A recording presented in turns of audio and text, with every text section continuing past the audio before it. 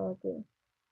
Anyway, Everyone it's is adverb of asking manner. how is the jacuzzi flowing, but nobody asks how is the jacuzzi. Why does the jacuzzi have feelings? So why would we ask him how is it? Okay, because jacuzzi doesn't have a gender. So it siya. Okay, anyway class, by the way, gender pala is preference based. When I say preference based, if someone would want to be called as he or she, then yeah, that would be okay. It's not sex based, okay? Gender based pag gagamit ka ng pronoun.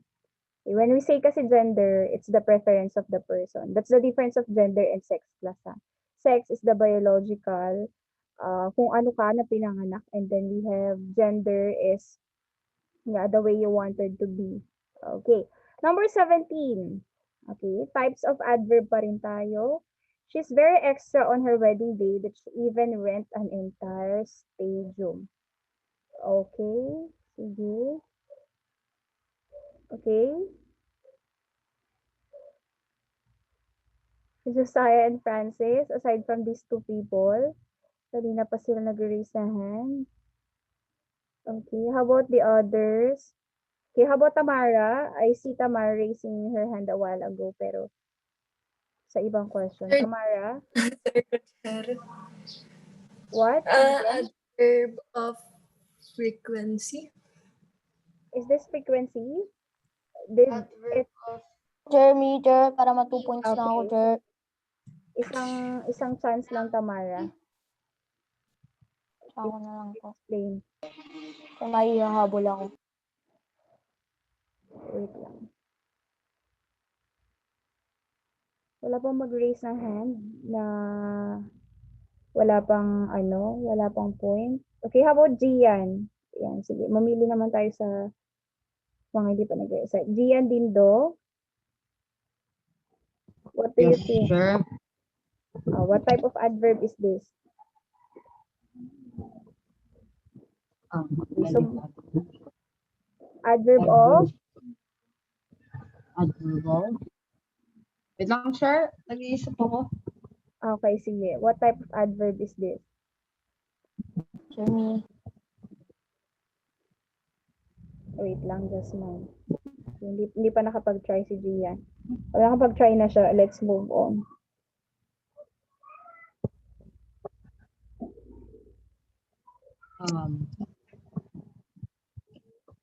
Yung adverb of degree? What? Okay, sige. I'll ask for another person na lang, Gian. Will that... Sir, parang Come again? ma-remember ko. Jeremy. Okay, yes. Sinasabi niya yung tamang sagot. Gian, pakiulit. Adverb of degree, but sir? Okay, adverb of degree or adverb of frequency. Yes, very good, Gian. O, ayun. Nahanap mo rin ang tamang sagot. Very good. Yes, this is not an adverb of, ano yung sinabi kanina ni Tamara para maklear natin? Frequency, okay. Because it doesn't tell us how many times, okay, was she extra, di ba? Kung always sana to, ay ano ba? Pag frequency kasi, it tells us how many times it is done. Like every day, gano'n. Okay, ito kasi very, so yeah, it's an adverb of intensity. It intensifies, okay, being extra. Okay. Wait lang. The adverb of intensity. Number 18. Okay, please pass the required documents by the end of this month. Okay. What type of adverb is this? Jeremy. Okay. Wait lang, mag-admit lang ako. May kapapasok ko lang. Okay. O sige, pagbigyan ko na nga. Pagbigyan ko na nga si Jasmine. Okay, Jasmine? Che, adverb ba to? Yes, adverb pa rin. Adverb of time, Che. Okay, let's see whether he is correct. Adverb of time. Is this an adverb of time? Okay, yes. Because it specifies, ang adverb of time, it can be futuristic or it can be happening right now. Okay, adverb of time. So that's for Jasmine. Okay, 2 points. Okay, next. Okay, I often forgot that I'm already 23 years old when I'm with my nephews. Okay. Sige. Wait lang. Check ko lang kung may point na to. Ayan, sige. Francesca. Sir, adverbs of frequency. Okay, yes. Ito na ang frequency. Kasi sinabi niya kung ilang beses niya nakakalimutan na 23 years old na siya. Okay, often. So, ang kasama nito is sometimes, ano pa ba? Okay, always, ayan, adverb of, ano yung mga yun? Frequency. Okay, very good. Number 20. Okay, I was astonished when he proposed in front of our house. Okay, in front of our house. What type of adverb is this? Okay, Sydney. Ayan. Sydney. Sure. Frequency? Okay. Mali. Sige. Magtawag ulit ako. Sure, Try me. lang. Isang try lang per person. Okay, wait lang. Ayan, si Tamara. Hindi nakuha yung kanina. Tamara. Sir, adverb of place. Okay, yes. Place. This is adverb of place because it tells us where is the event, okay, happening, or where is the event happened. Okay, saan nangyari yung event. Okay, in front of our house. Okay. Very good. So this is adverb of place. Okay, above the tree, yung mga ganun. Under the table, those are adverbs of place also. Okay. There you go. So last 3 items, 23 points lang to. Number 21. The smell of the garbage almost killed me. Okay. What type of adverb is this? Okay. Any more?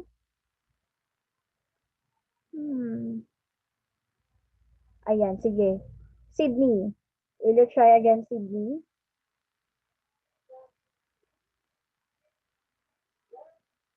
Sydney? Intensity? Okay. He is right. Very good. This is an adverb of intensity. Okay, almost. Okay. Number 22. I hope that we could meet sometime in the future. Okay, napakalayo pa naman yan. Okay. Sige, anyway. Okay, 2 points na si Desire, 2 points na si Cedric, 2 points si Gabriel, 2 points na si Jasmine. Sino pa? Sir, 2 points pa lang dyan. Ang tagal ka din kasagot. Oh, ganun talaga. Kasi nga, I want to give chance to others. Ayan. Ilan na ba nag-decide? Sir, nagpa-friendly competition kami, sir, ni Cedric. 6, 7, 8, 9, 10, 11, 12, 13, 14, 15, 16, Sir, ilang 17, points ko, 18. sir? 18. 2. Parehas yan tayo. Yay. Okay, how about the others? Baka may gusto pang mag-recite dyan. Okay, how about Polo? Ayan, di ko pa narinig si Polo. Polo? Polo, will you try? What type of adverb is this, Polo?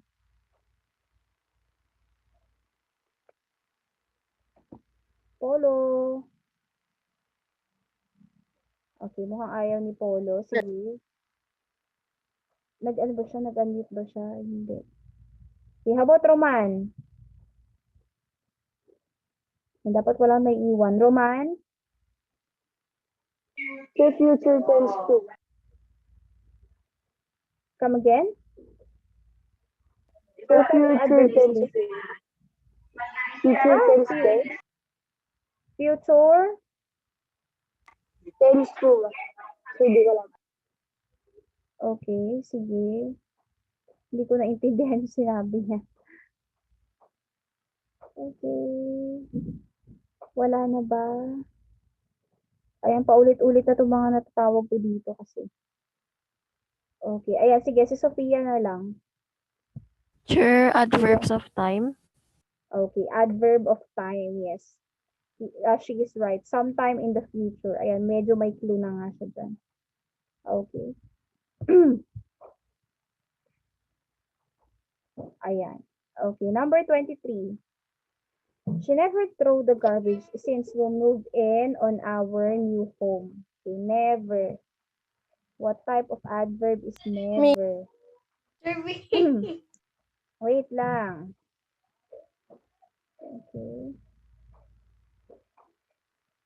Okay. Sige, wala na pong mag-raise na hand. Sandali lang.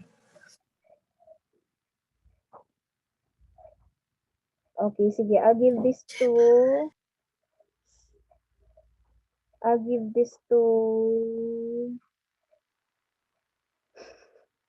mahirap na mamili. Okay, sige. Mag-lower hand muna kay lahat. Kung sino mauuna sa kanya ang number 23.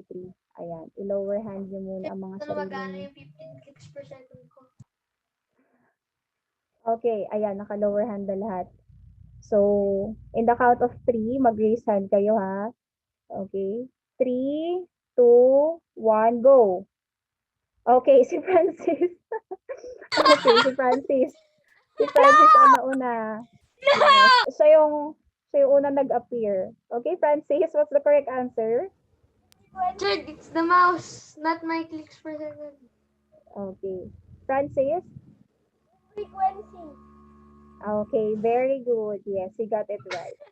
It's adverb of frequency. Nakakatuwa pala magpalaro ng gano'n. Unahang mag-raise ng hand. Okay. So, ayun lang sa ibang klase na to. Okay. So, we have... okay. Si Francis ang nanguna ngayon. Naka 3 points. Okay. Yes. Mabilis siyang pumindot. Okay. Anyway, Sir, class, dali lang to ng ayun. mouse ko. Kahit Wala naman na akong other announcements. So, I'll stop sharing na. Okay. And stop recording.